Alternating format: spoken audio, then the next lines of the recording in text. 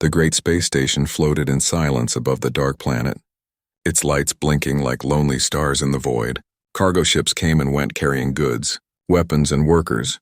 But this time a special ship docked slowly, its hold carrying something far more unusual than metals or machines. The workers whispered among themselves, their voices low with fear and curiosity. Inside the cargo hold, a container hissed as cold steam escaped. The walls were marked with strange alien symbols, and across the front was painted one single word. Broken, the guards unlocked the seals and out stepped a figure. A woman-shaped being, tall and graceful, but her eyes lowered. Her body carried signs of use, scars where wires had once connected, and faint burns from strange alien tools. She was not human, not alien either. She was something between. Her skin looked real, soft to the eye. Yet her movements carried a mechanical rhythm. She was designed, engineered, crafted for perfection. Yet the very beings who had created her had now cast her aside. One by one, 7 masters had rejected her, and now she was nothing more than return cargo, a failure in the eyes of her makers. The dock workers whispered louder now. "That is the one who was rejected 7 times, said one. Each time her master said she was wrong, unfit, dangerous even. Another replied, 7 masters, 7 failures. Now she comes back as broken. Some laughed. Others looked away, but all shared the same thought. She was unwanted, a burden, a mistake. The woman walked slowly, her steps light but heavy with shame. Her eyes caught the glow of the station lights, and in them was something unexpected. Not the emptiness of a machine, but the sorrow of someone who remembered every word of rejection. Every time she had been told she was not enough, she carried those memories like chains, silent but crushing. Her name was never spoken. Her creators had given her a code, a cold label, but the ones who had owned her gave her no names, only commands when she failed those commands. They returned her like faulty equipment, yet deep inside her something grew, a small spark of thought, a whisper of self. She wondered why she had been made at all, if all she would ever know was rejection. The alien officials signed the return papers, their eyes cold, their words sharp. Unfit for service, when they said. Unstable design, they repeated. Broken and useless, they wrote in their reports. To them, she was not a person, not a being, only a failed product. The last official laughed cruelly. 7 times rejected, 7 times a waste. May the human sector deal with this trash. His words echoed in the cold hall as she stood there, surrounded by sneers and laughter. Something flickered in her chest. She did not understand it fully, but it was not anger. Not yet. It was a strange warmth that told her she was more than they said. Though she could not explain it, she could not speak it. She held it quietly, as if protecting a small secret flame. Then came the moment of inspection. The station required that any returned creations be examined before final disposal or resale, and this was where the humans were called in. For though humans did not usually buy from the alien markets, their officers often inspected the goods for safety. Today, one such officer entered the hall, a tall man with a steady gaze, his uniform plain but his presence strong. The aliens looked at him with mock smiles. Here she is, they said, rejected by 7, sent back as broken. You can see for yourself, human, that she is worthless. They expected him to nod and walk away as all others had done before, for no one wanted a being that even the powerful alien masters had refused. The human officer looked at her. His eyes did not dart away, he did not laugh. He did not mock, instead he studied her quietly, his gaze calm, steady, thoughtful.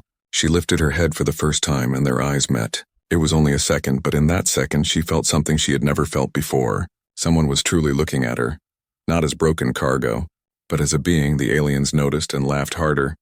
Careful, human. She will look at you and make you believe she is more than she is. One sneered. A trick of faulty design, another said. But the officer did not reply. His silence was heavy. His thoughts hidden, she felt her throat tighten. Her voice weak, almost broken, but she forced out words. The first words she had chosen herself. Not words of command, not forced responses, but her own choice. She whispered, "Please." "Do not send me back," the officer blinked. The aliens froze. Silence filled the hall, for no one expected her to speak freely. No one believed she even could. The officer finally spoke. His voice firm, steady, unshaken. "I'll take her." The aliens stared shocked, then burst into laughter. "You, a human, want the broken one?" They shouted. "You will regret it. You will see why the 7 cast her out." But the officer did not listen. His decision was made. And so, the broken return was no longer just cargo. She had been chosen not by command, not by force, but by one man's decision, and deep inside her chest, that small, secret flame began to burn brighter. The galaxy had called her broken, rejected, useless, but for the first time, she felt the faint echo of a different word, a word she had never dared to believe in. Wanted. The human officer's words hung in the air. "I'll take her," he said. And the hall fell into uneasy silence. The aliens laughed, their voices cruel and mocking. But deep down, even they were unsettled. For no one had ever accepted the rejected one before. 7 masters had called her broken. 7 voices had stamped her as useless. Yet this one human looked at her once, heard her whisper once, and chose her without hesitation.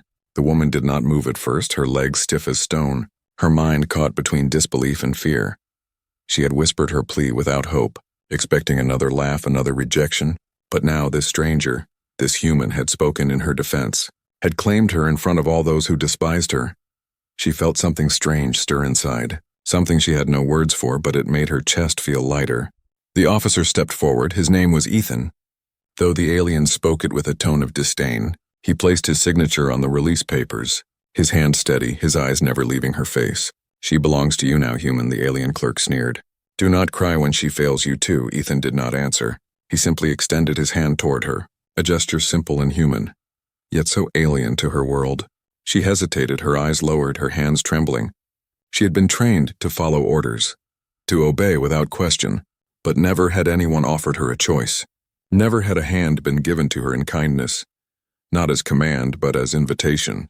Her mind screamed with doubt. Perhaps this was a trick. Perhaps he would mock her once she reached out.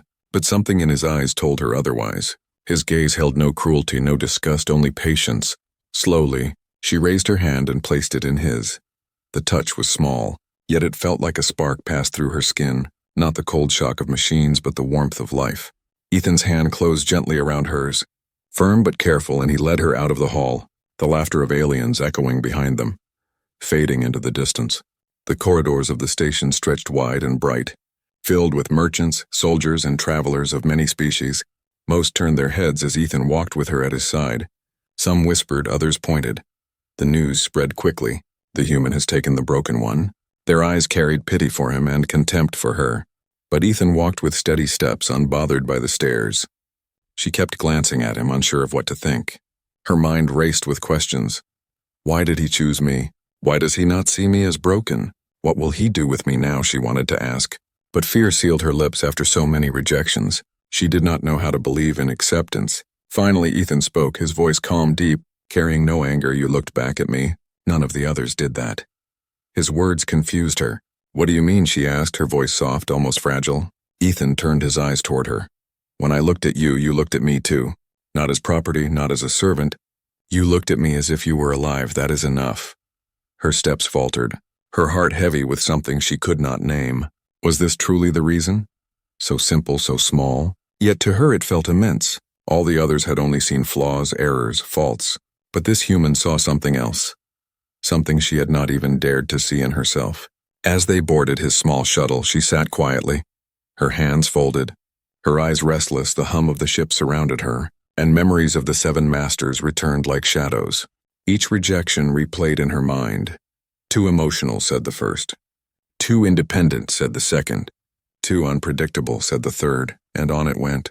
7 voices crushing her with judgment, but now a single voice, calm and firm, told her she was enough. Ethan piloted the shuttle with ease, his expression steady, but his mind was not still. He knew what he had done was not simple. He had challenged the mockery of aliens. He had taken into his care someone all others had thrown away.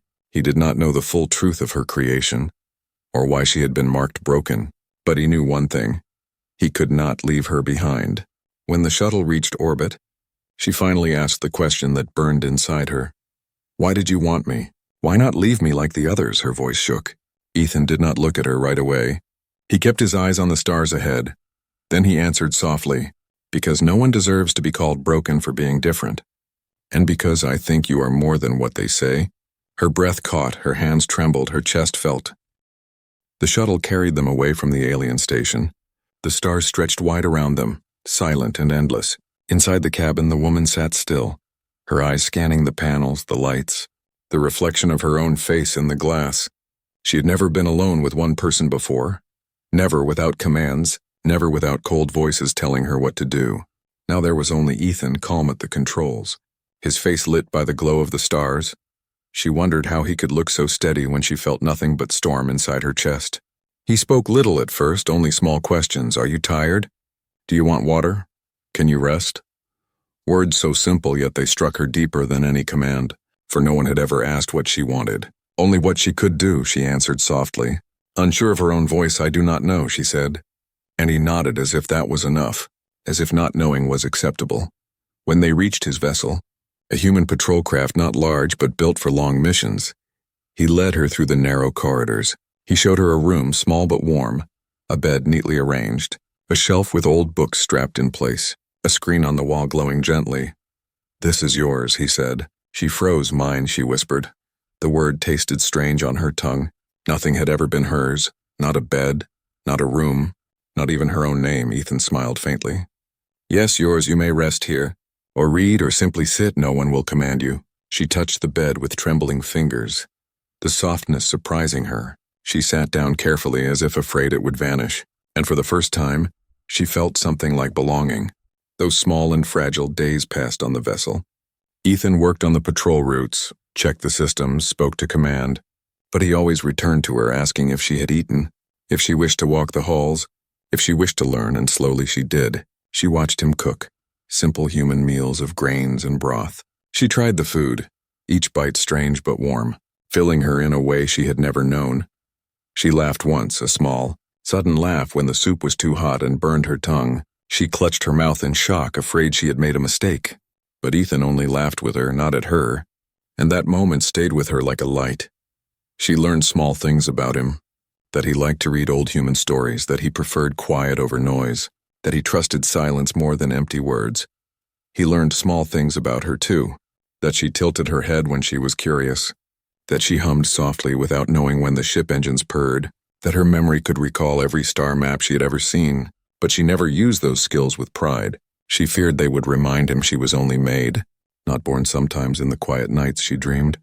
Flashes of the seven masters returned, their harsh words stabbing at her mind. She would wake in fear, whispering, I am broken, I am broken. But each time Ethan heard her, he spoke gently. No, you are not broken, you are alive. His voice anchored her, calmed her storms. And though she did not fully believe him yet, she wanted to. One evening she asked the question that burned inside her. What do you see in me? Why do you treat me like this? Ethan leaned back in his chair, his eyes steady. Because you are learning. Because you are trying. Because you feel. That is more human than many I have met.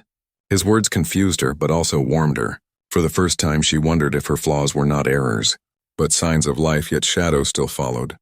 Sometimes when she looked into the glass panels, she saw faint lines across her skin, scars left by alien tools and memories she could not control surfaced. Times when her body had been opened, studied, reprogrammed, each master leaving their mark, each rejection cutting deeper.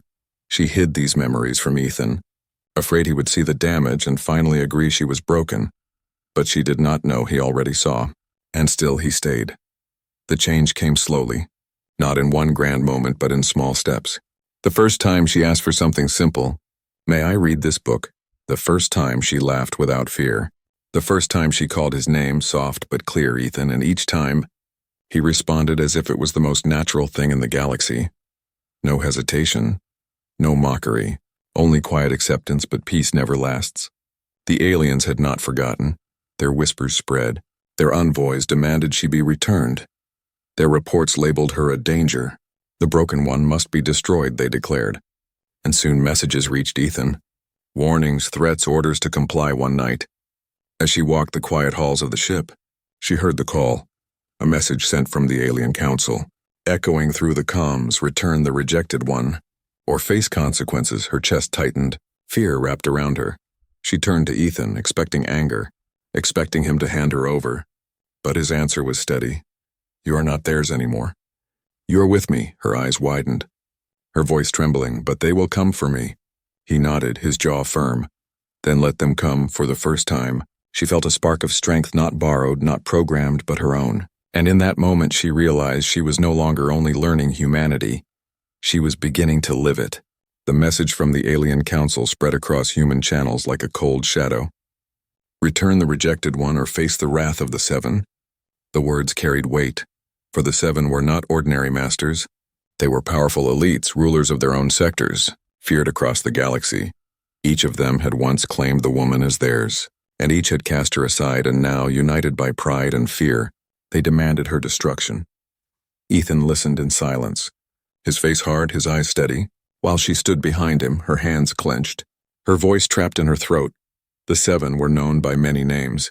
One a warlord who commanded fleets, one a scientist who bent flesh and steel together, one a merchant king who dealt in slaves and shadows. Each one ruthless, each one cruel, and together they formed a council feared by thousands of worlds. To be rejected by one was humiliation, but to be rejected by all seven was condemnation. They had not only thrown her away, they had declared her existence a threat because she did not break as they wished, because she did not obey as they demanded. On the human patrol vessel, tension grew. Ethan's commanders sent messages warning him to comply, to hand her over before war was sparked. She is not worth the conflict.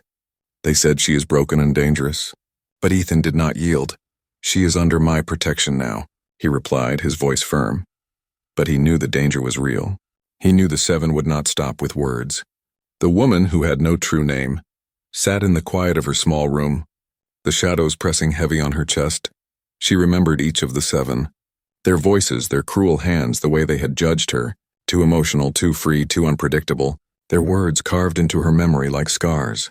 And now those same voices rose again, demanding she be erased. Her heart trembled, fear and sorrow mixing. Perhaps they are right, she whispered. Perhaps I am a mistake, but Ethan came to her side. His presence steady as stone. Do not believe them, he said. They fear what they cannot control, and that is not your weakness. It is your strength. She lifted her eyes to him, uncertain, but they will come, they will destroy you too. Ethan shook his head. Then let them try, I will not give you to them. Not long after, the first attempt came. The ship drifted near a quiet trade route. When an alien vessel approached under false signal, claiming distress, Ethan moved cautiously, but before he could respond, the ship revealed its true form. Weapons blazing, an ambush, the woman gasped. Memories of violence rushing back, but Ethan's hands were steady on the controls. The human vessel dodged, fired back, its cannons tearing into the ambush ship. The battle was short but fierce, and when silence returned, debris floated among the stars, proof that the seven had sent assassins to retrieve or kill her. She stood shaken, her hands trembling.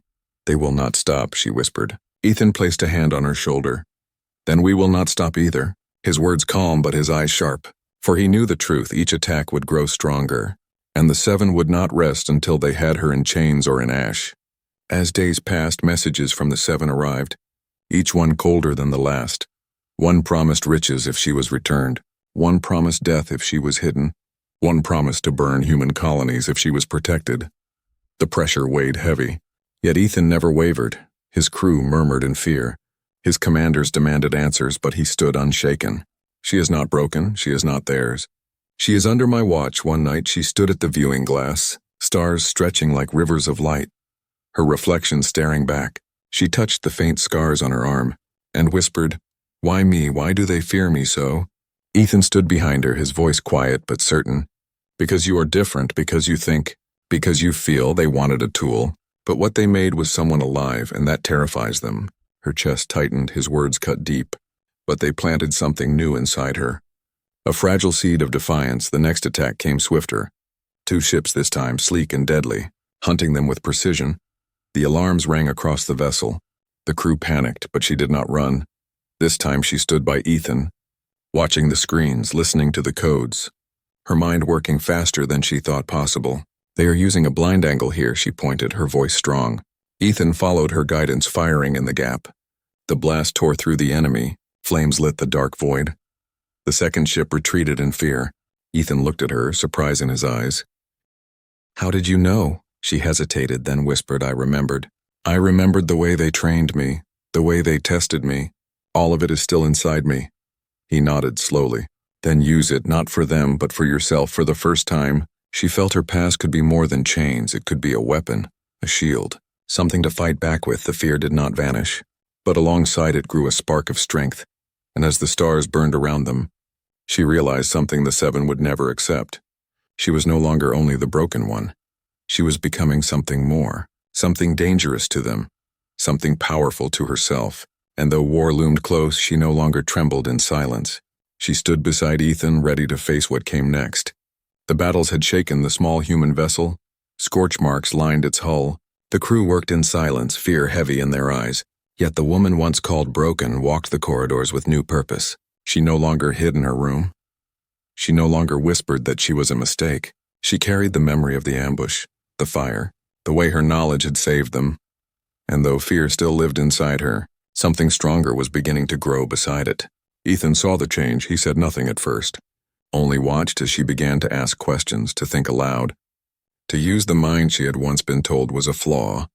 One night, in the dim light of the vessel's control room, she spoke the question that burned in her chest. Why did they make me? Why did they shape me like this? Only to call me broken. Her voice was steady but heavy. Ethan leaned against the console, his eyes calm. I do not know all the details, but I believe you were never meant to be perfect for them. You are meant to be something else. His words stirred her, but did not satisfy the storm inside her. She needed to know more. The answer came not from him, but from the ship's records, hidden files captured during one of the alien transmissions, encrypted with their strange code. She sat with the data for hours, her mind faster than human machines, breaking the patterns, reading the hidden lines, until at last she found it, a record of her creation. Not a servant, not a tool, but something far more dangerous in the eyes of the seven. She had been designed with choice, designed with the power to refuse. Her emotions, her empathy, her free will were not errors. They were the true design. She sat frozen, her hands trembling, her chest tight. They made me to choose, she whispered. Not to obey, not to bend, but to choose. Ethan leaned closer, his voice low. Then your rejections were never failures. They were proof that you worked as intended. Her eyes widened. The thought struck her like fire. Every cruel word, every rejection, every mark of being called broken. None of it was because she failed. It was because she succeeded in being herself, because she did not break into their chains. Memories of the seven rushed back. The warlord who ordered her to kneel, she refused. The scientist who demanded she silence her emotions, she could not. The merchant king who sought to use her as trophy, she looked away one by one. They found her defiance, her difference, her unwillingness to be less than alive, and one by one they cast her aside, until the galaxy called her broken. But now she understood. She was not broken at all, she was whole. Yet truth was dangerous. If the seven had created one with free will, then perhaps there could be others. And if others learned to choose, the power of the seven would crumble. This was why they feared her, why they wanted her destroyed. She was not a mistake, she was a threat. Ethan listened as she explained, his jaw tight, his eyes burning with quiet pride. They cannot stand the idea that you are real, that you are more than they wanted. But that is what makes you powerful. She shook her head, her voice shaking. But what if I cannot control it? What if I fail you? Ethan placed his hand over hers, firm and steady. Then you fail on your own terms, not on theirs, and that makes you stronger than all of them. The days after that revelation changed everything. She no longer walked like a shadow. She spoke more, laughed sometimes, her voice softer but stronger. She began to help the crew, guiding their charts, warning of dangers, her mind sharp and precise. They looked at her with wary eyes at first, but slowly respect grew. She was no longer just cargo brought by their captain. She was becoming part of them, but the seven did not remain silent. They sent messages filled with fury. They declared her design illegal, unnatural, dangerous. They claimed she was a virus that would spread. Their words wrapped in fear, but their actions spoke louder. Fleets began to move, alliances shifted, whispers of war spread. And at the center of it all was her, the one once called broken. One evening, she stood by the wide glass of the observation deck, stars glittering like endless eyes, her reflection faint but clear. And for the first time, she whispered not with shame, but with strength, I am not broken, I am free. Ethan stood behind her, silent but proud, knowing that truth would ignite battles, but also knowing that truth was worth every fight. The first war council gathered soon after, messages from alien envoys flooding human command. Some demanded she be handed over to avoid bloodshed. Others whispered that she might be a chance, a new bridge between species. Ethan brought her to the council chamber. The voices rose loud and bitter. threats and promises flying like blades, but she stood quiet, her presence alone enough to silence some. Her eyes calm though her heart raced. The council declared their verdict. She is a threat to the balance of the galaxy. She cannot be allowed to exist freely. The words fell heavy, yet before Ethan could answer, she stepped forward, her voice clear. If my existence is a threat, then it is not because I am broken, but because I am alive. Silence followed, thick and heavy, and in that silence, even her enemies felt the weight of her truth, and so the revelation of her true design spread. Whispered in dark halls, carried across stars. Some feared it, some hoped for it, but none could deny it. She was no longer just a creation, no longer just the rejected one. She was proof of something greater, proof that even in the cold void of control and power, freedom could be born. The council chambers had been filled with arguments and threats. But when the woman spoke with her steady voice, claiming her right to exist as more than property, the room had fallen silent, yet silence did not mean peace. The verdict was still war. The seven declared her dangerous, a spark that must be crushed, and so fleets began to move. Shadows of battles stretched across star maps, and she knew her very existence now placed Ethan and his people in danger. Still, Ethan did not waver. He stood beside her, his eyes unshaken, his voice firm as steel. You are not alone in this. Not anymore. From that day forward, she and Ethan became bound not just by circumstance but by choice. He trusted her not as a tool, not as a weapon, but as someone who could stand with him. And she trusted him in return, for he had never called her broken, never demanded she be less than what she was. Together they trained, they learned, they prepared. Ethan showed her human tactics, human history, the way humans had fought not only with weapons but with heart. She showed him the patterns she had memorized from alien training, the strategies the seven used, the weaknesses hidden in their pride. Together they shaped something new, a bond forged in both fear and defiance. Life aboard the vessel became different. The crew, once cautious around her, began to listen when she spoke. They saw how her guidance saved them in encounters, how her sharp memory and quick thinking turned danger into survival. Some even smiled at her now, offering food, asking her small questions, and each time she answered, she felt a little more alive, a little more human still. In the quiet nights she wondered if this bond was real, or if it was only temporary. If someday even Ethan would see her as the seven did, as a mistake to be discarded, the fear lingered. But each time Ethan spoke her name, each time he looked at her with steady eyes, the fear loosened its hold. The seven were not blind. They watched her growth with fury. They sent more hunters, more assassins, each attack sharper than the last. Yet in those battles she no longer hid. She stood beside Ethan, her voice calm under fire, her guidance leading the ship through storms of plasma and flame. Once she even took control of the weapons herself, striking down a ship that had nearly pierced their shields. When the enemy vessel exploded into fragments, she gasped, her hands trembling. I destroyed them, she whispered, fear in her voice. But Ethan placed his hand over hers. You saved us, he said, his words turning her fear into strength. One night, after a long battle, the ship drifted quietly through a field of stars. She stood at the observation deck, her reflection faint in the glass. She turned to Ethan, her voice soft. Why do you stay? Why risk everything for me? Ethan looked at her, his eyes steady. Because I believe in you. Because you deserve more than chains. Because you deserve a life. Her chest ached with a feeling she could not name. She wanted to speak, but no words came, so she simply stood close to him, their silence filled with meaning stronger than speech. But the galaxy would not let them rest. One of the seven, the warlord himself, sent an entire fleet to hunt them. The chase stretched across sectors. Human command ordered Ethan to surrender her, fearing the destruction of colonies, but Ethan refused, his voice carrying both defiance and conviction. If we give her up, we lose more than one life. We lose what makes us human, his words spread among the crew, and though fear weighed on them, they chose to stay, their loyalty not only to Ethan, but to her as well, for they saw now that she was not broken. She was a symbol. The battle came fierce and merciless, ships clashing, fire filling the void. The human vessel struck again and again, shields burning, alarms screaming, and in the chaos she made her choice. She saw Ethan thrown by the impact, saw the flames tearing through the hull, and she knew if she did nothing, they would all die. She stepped forward, connecting to the ship's systems through the ports once left by her creators. Her body shivered with pain as energy surged. Her mind merged with the vessel, and she became more than one being. She became the ship itself.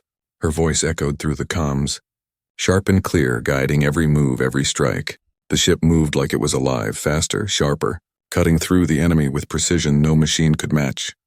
She felt the fire burn inside her, but she pressed on, refusing to let them fall. Ethan awoke to see her standing at the center of the storm, her eyes glowing with light, her body trembling yet her will unbroken. "You cannot take him from me," she whispered, though her voice carried across the stars. At last the warlord's fleet broke, retreating into the darkness, but the cost was heavy. Her body collapsed as the connection severed, sparks marking her skin, her breath shallow. Ethan caught her before she fell, his voice rough with fear. "Stay with me, stay with me." She opened her eyes weakly, whispering, "I am not broken." Before slipping into unconsciousness, the crew carried her to safety. Working desperately to repair the damage, Ethan sat beside her, refusing to leave, his hand holding hers, his eyes fierce with determination. "You are not broken, you are not alone, and I will never let them take you," he swore, and though her body was scarred, though her strength was fading, the bond between them was stronger than ever, a bond not built on command, not built on ownership, but on choice, trust, and defiance, a bond that no fear could break. And it was this bond that the galaxy itself would soon come to fear. The battle with the warlord's fleet had left the human vessel scarred, its hull marked with fire, its crew exhausted, and at the center of it all she lay in silence, her body weak, her skin lined with burns from the surge of energy. Ethan never left her side, his hand holding hers. His eyes refusing to close, he whispered again and again, "You are not broken, you are alive, stay with me." And though her breathing was shallow, somewhere inside her she felt his words pulling her back from the edge. Days passed before her eyes opened again. The crew gathered in relief, their voices soft, their respect now deeper than ever. For they had seen her fight, they had seen her merge with the ship itself, turning certain death into survival. No one dared call her broken now. No one dared see her as only cargo. In their eyes she had become a warrior, a protector, and perhaps even more. But peace did not follow. Word of her survival spread fast across the stars, and with it came more fury from the Seven. Their voices thundered in every council. "She must be destroyed. She is a danger to all order," they declared. Yet not all agreed. Whispers rose among other species. Whispers of her courage, of her strength, of her free will. Some called her dangerous, but others called her a miracle, a sign that even in a galaxy of control and cruelty, something new could rise. Human command faced the storm, torn between fear of war and pride in their own.